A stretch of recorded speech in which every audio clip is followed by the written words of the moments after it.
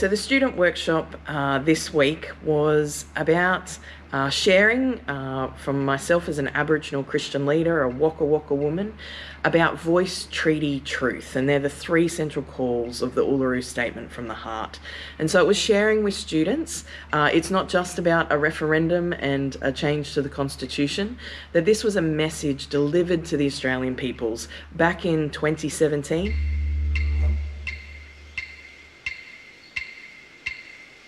Something that sounds like such a big part of Australia right now, and I've never heard it before. It was, first time I read it, I didn't really make much sense of it because I couldn't get a real perspective of what it meant to Aboriginal people.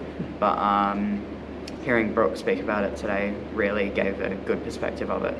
So I had like a bit of a brief understanding, especially of the Uluru Statement from the Heart and the Voice to Parliament, but I definitely wouldn't consider myself fully informed. So I thought today was good to just give myself like the necessary information that I need to know about all the different perspectives.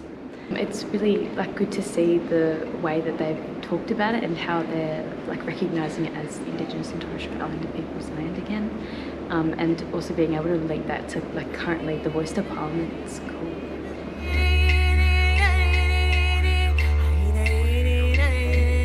A referendum really is a once-in-a-generation event, and so it is this moment of national importance. My key call is for all of us to listen with love and compassion, and that's what I think we need more of. I'm not seeing it at the moment, and so I hope through the workshops and the presentations that's the key message that people walk away with. And that's not just about a referendum or the Constitution. That's how we continue to have a shared future as Aboriginal peoples, Torres Strait Islander peoples and non-Indigenous peoples of all cultures in these lands now called Australia, today and into the future.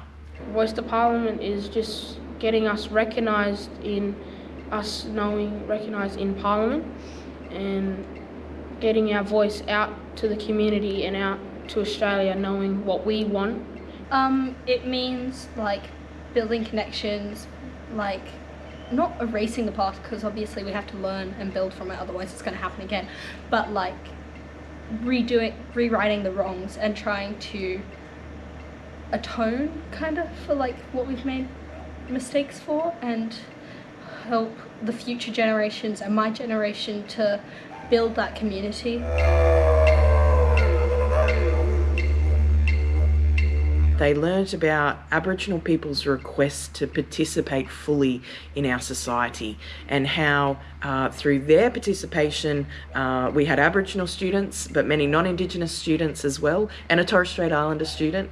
For the non-Indigenous students to realise that call for reconciliation and the building of relationship with us as the world's oldest living continuing cultures is still very relevant today and into the future, and that we need them and we want them, and how we all come together across these lands now called Australia.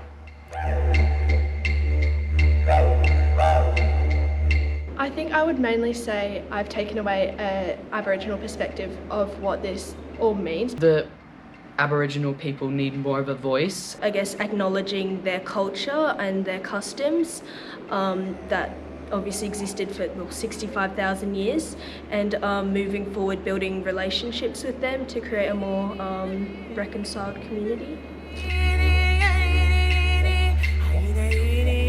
We can't have reconciliation without truth, justice and action. And I think through these presentations, people, students, teachers, staff have, I hope, reignited that passion for reconciliation and seen their role and place in the actions that they can take with their own skills and giftings. To me, it means coming together and confronting all the misconceptions in the past and agreeing to work together to better Australia as a whole, and just making sure everyone is heard.